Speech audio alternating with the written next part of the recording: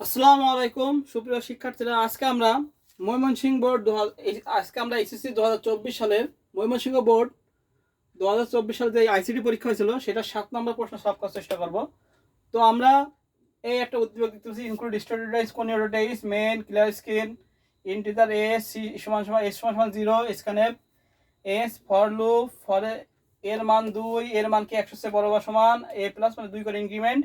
এখানে জাস্ট একটু লেজ লাগাই দিয়েছে, সেটা কি, সেটা হলো ইফ এর মান 8 হলে কন্টিনিউ, অর্থাৎ 8 হলে কি হবে না, বন্ধ স্টপ হবে। হ্যাঁ, 8 হলে চলবে না, আবার কন্টিনিউ করবে। 8 হলে এর মান যখনই 8 হবে তখন থেমে যাবে, ওটা 8 সাম হবে না, আবার কন্টিনিউ হয়ে এর সমান সমান এ গুণ এ করবে, প্রিন্ট এফ দিয়ে সাম অফ দ্য সিরিজ এস এর মানটা বের করে দেবে। যেভাবে আছে আমরা সেভাবে জাস্ট করে দেওয়ার চেষ্টা করবো। হ্যাঁ, আমাদের কোনো পরিবর্তন করা লাগবে না, আমরা জাস্ট প্রশ্ন দেখে উত্তর করে দেবো।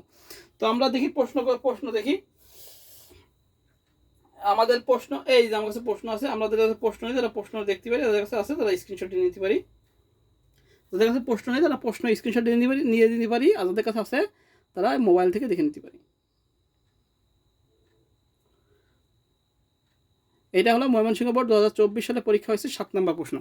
তো আমরা এখন সলভ শুরু করে দেবো। আচ্ছা, প্রথম প্রশ্ন হচ্ছে সিনট্যাক্স এরর কি। প্রোগ্রামের যে ব্যাকরণগত ভুল সেটাকে সিনট্যাক্স এরর বলা হয়। আমি লিখে দিই ক নাম্বার, কত নাম্বার, আমরা 7 নম্বর যেহেতু উপর দিয়ে দিয়েছি সেটা লেখার দরকার নেই। সিনট্যাক্স এরর কি, আমরা লিখবো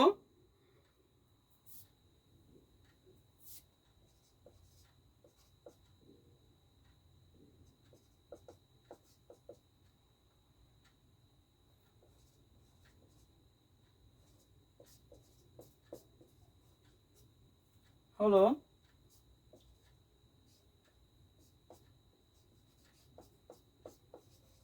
প্রোগ্রামের ব্যাকরণগত ভুল।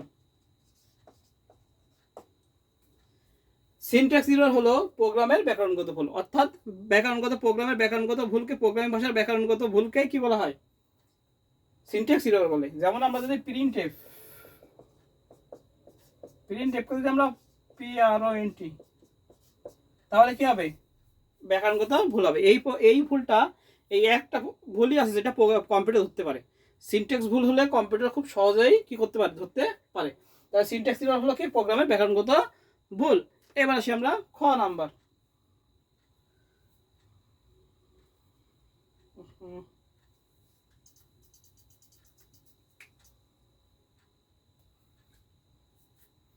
খ নাম্বার আছে কি আমাদের,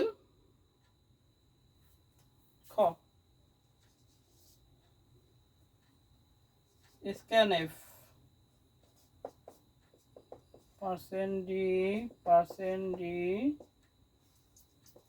এ বি। আচ্ছা, বলছে এটাকে ব্যাখ্যা করো। আমরা দেখব যে এই স্ক্যানএফের মাধ্যমে প্রোগ্রামে কি হয়, ইনপুট নেওয়া হয়। আর %d কি, ইন্টিজার ডাটা টাইপ। %d হলো ইন্টিজার ডাটা টাইপ, আর এটা মানে অ্যাড্রেস অফ এ এবং address of B. Address of A এবং অ্যাড্রেস অফ বি। আমরা লিখব যে স্ক্যান এ ফাংশনটি প্রোগ্রাম নির্বাহের সময় কিবোর্ড হতে মান নিয়ে ভেরিয়েবলে রাখে। %d হলো ইন্টিজার ডাটা টাইপের, যার ফরম্যাট স্পেসিফাই হলো কি আমাদের %d হলো মানে কি ইন্টিজার, এবং কি এই যে অ্যাড্রেস অফ এ আর অ্যাড্রেস অফ বি যা নির্দেশ করে ইন্টিজার ডেটা টাইপের এ এবং বি ভেরিয়েবলের মেমোরি লোকেশন, যেখানে ডেটা কি হবে, সংরক্ষিত হবে। তাহলে এই এ আর বি হলো মেমোরি লোকেশন, যেখানে কি হবে, ইন্টিজার ডেটা টাইপের কি হবে, মান সংরক্ষিত হবে। বুঝা গেছে। আমরা লিখবো স্ক্যানএফ এর মাধ্যমে কি হয়, আমাদের ইনপুট নেওয়া হয়।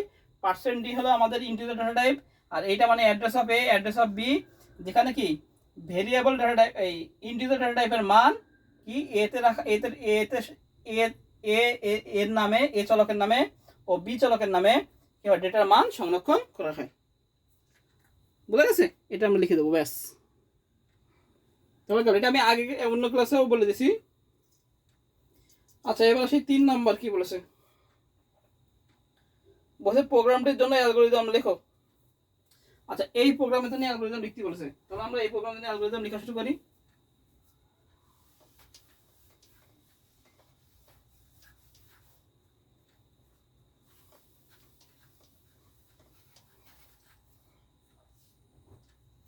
আচ্ছা, গ নাম্বার।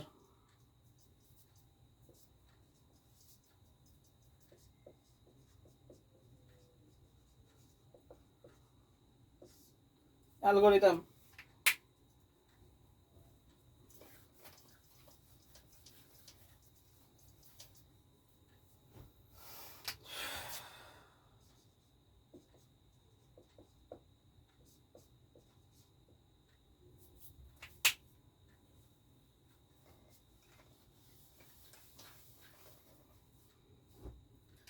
অ্যালগরিদম আমরা লিখে শুরু করি।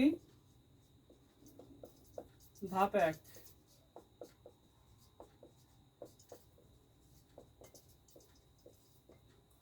প্রোগ্রাম শুরু করি। ধাপ 1 কি আমরা প্রোগ্রাম শুরু করি। কি প্রবলেম হলো এখানে পানি। ধাপ 1 আমরা প্রোগ্রাম শুরু করি, দেখি দেখা যাচ্ছে কিনা। হ্যাঁ, এবার ধাপ 2,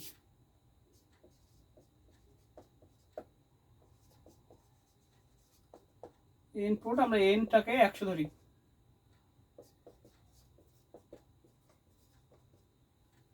এই 100টাকে আমরা এনে রাখলাম। হ্যাঁ, বা আমরা 100 শুধু 100 গুণ করতে পারি, যেহেতু ইনপুট আমাদের বলা দেওয়া হয়নি, কারণ ইনপুট দেওয়া হয়নি, সেহেতু আমরা ইনপুটটা এনেই রাখি। ধাপ 3, এবার ধাপ 3 কি আসবে আমাদের, যে চলকের মান বলে দেবো। এস এর মান কি আছে 0, এস এর মান 0, এর সমান 0, আর এর মান আছে 2। এস এর মান 0 এবং এর সমান 2 ধরি। এবার ধাপ 4, ধাপ 4, এবার আমরা ধাপ 4 কি করব, এখন এর মান এখানে বলতেছে যে এর মান 8 হলে, এর মান 8, তাহলে এর মান আমরা লিখবো, এর মান 8 লিখে হবে না, এটা কন্টিনিউ হবে না, তাহলে আমরা লিখবো যে যদি এর মান 8 না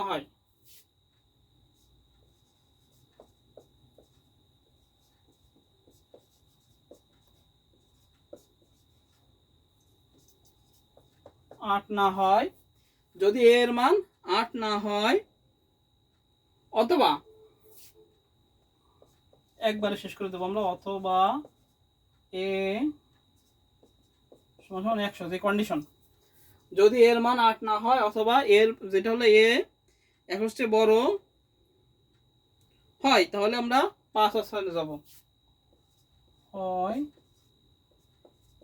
তাহলে 5 ও 6 নং ধাপে যায়।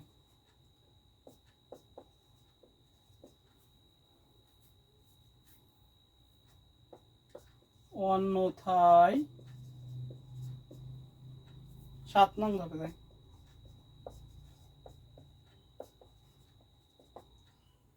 এবার আসে আমরা 4 গেল, 5 নং ধাপ, ধাপ 5।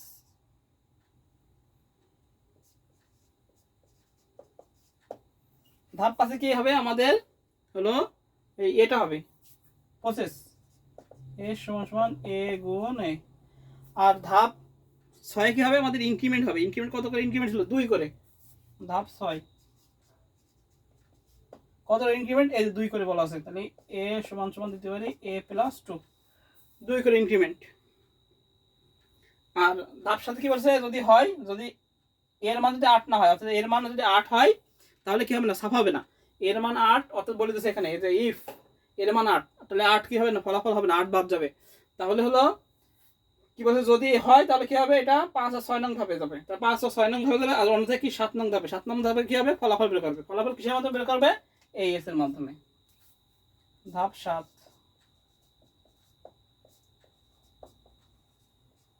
ফলাফল এস এর মাধ্যমে প্রদর্শন করি। এস এর মাধ্যমে প্রদর্শন করি, বা ফলাফল এস এর মাধ্যমে প্রদর্শন করি, বা ফলাফল এস ছাপাই। হ্যাঁ, যেটা লিখবো সেটাই হবে। আচ্ছা, ধাপ 8, প্রোগ্রাম শেষ করি।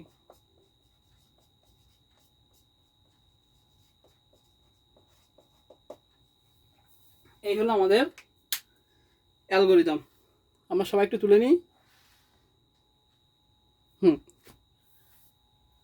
প্রোগ্রাম শুরু করলাম। ইনপুটে এটাকে আমরা দেওয়া নেই, সেটা আমরা ধরে নিলাম এর সমান 0 এবং এর সমান 2 এখানে দেওয়া আছে। হ্যাঁ, এস 0 এবং এর সমান 2। এর মান যদি, এবার লেখা আছে যে 8, এ যদি এ এর মান 8 না হয়, অর্থাৎ 8 হবে না, 8 হলে কি হবে না, প্রোগ্রাম চলবে না। অথবা এর এই যে এইটা যদি হয় তাহলে কি 5 এবং 6 নং ধাপে আমরা প্রসেস করব। এই যে 5 এবং 6 অন্যথায় কি আমরা 7 নং ধাপে দেবো, 7 নং ধাপে যখন ফলাফল সবাই দেবো, প্রোগ্রাম শেষ করে দেবো। এই হলো আমাদের অ্যালগরিদম। এটা তুলে নি সবাই।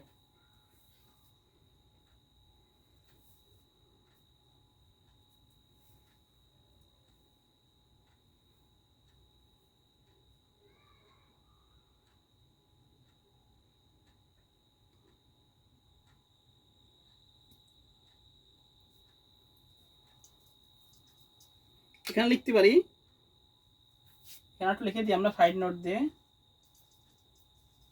মান বৃদ্ধি করে পুনরায় 4 নং ধাপে যাবো, 4 নং ধাপে যাই। এখানে কতটা লিখে নিই যে এ এর মান বৃদ্ধি করে পুনরায় 4 নং ধাপে যাবো, আবার হবে। হ্যাঁ, বুঝা গেছে? এ এর মান বৃদ্ধি করে পুনরায় 4 নং ধাপে যাবো। তাহলে এ এর মান বৃদ্ধি করে আবার আমরা কিসে যাবো, আবার 4 নং ধাপে যাবো। হ্যাঁ, এভাবে থাকবে। শুরু করলাম 100 গুণ করলাম, এর সমান এটা আছে, যদি এর মান 8 না হয়, ধাপ 4 8 হয়ে বা এ হয়ে গেছে, এখানে 8 বাংলা লিখি।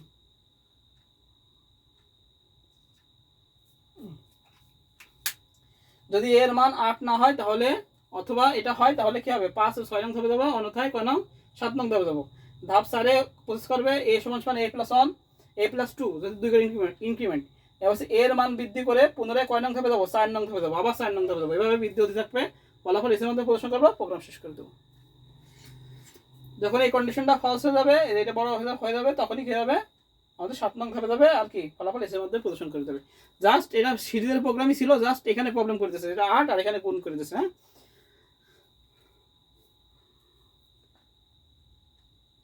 এই হলো আমাদের অ্যালগরিদম। আমরা একটু তুলে নিই খাতায়। এবার আসি আমরা ঘ নাম্বার, বলছে উদ্দীপকে প্রোগ্রামে কত ধরনের অপারেটর ব্যবহৃত হয়েছে তাদের বর্ণনা দেওয়া। আচ্ছা, অপারেটর কত ধরনের অপারেটর বর্ণনা আছে তাদের বর্ণনা দেওয়া লাগবে। তো আমরা দিই বর্ণনা এক করে, বর্ণনা আমি বলে বলে দিচ্ছি। আচ্ছা, বুঝতে পারলাম আমরা।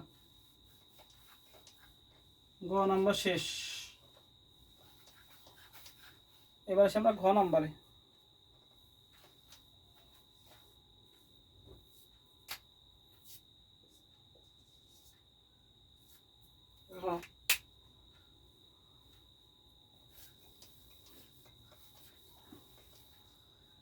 ঘ নাম্বার, আচ্ছা কত ধরনের অপারেটর ব্যবহার করেছে আমরা দেখি। প্রথমে আমরা দিই কত ধরনের অপারেটর ব্যবহার করেছে সেটা বলেছে। হ্যাঁ, আচ্ছা,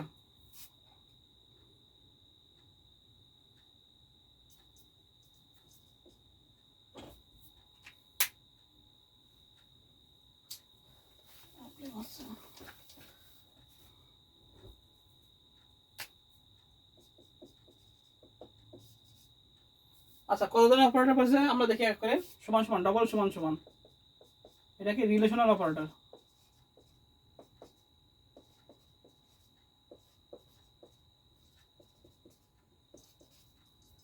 রিলেশনাল অপারেটর, তাহলে সমান সমান যেমন লিখতে হবে রিলেশনাল অপারেটর, তাই না? রিলেশনাল অপারেটর লিখতে হবে যে এটি একটি রিলেশনাল অপারেটর, দুইটি সংখ্যা সমান কিনা তা পরীক্ষা করার মাধ্যম এটি। হ্যাঁ, এভাবে আমরা লিখবো রিলেশনাল অপারেটর। আচ্ছা, আরেকটা রিলেশনাল অপারেটর আছে, সেটা হলো কি, এই যে এইটা,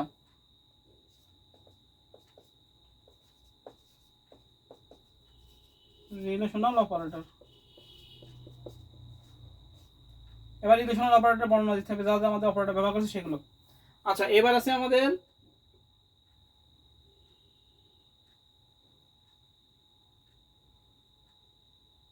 প্লাস সমান, প্লাস সমান, জাস্ট অপারেটরগুলো প্লাস সমান।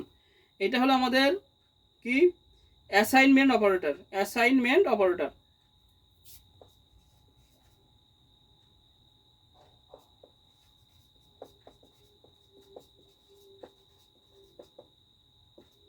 Assignment operator, assignment operator.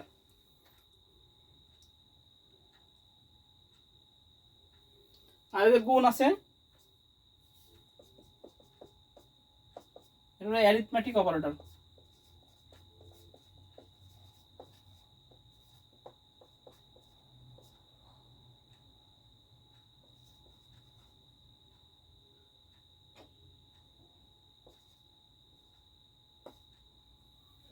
Arithmetic operator.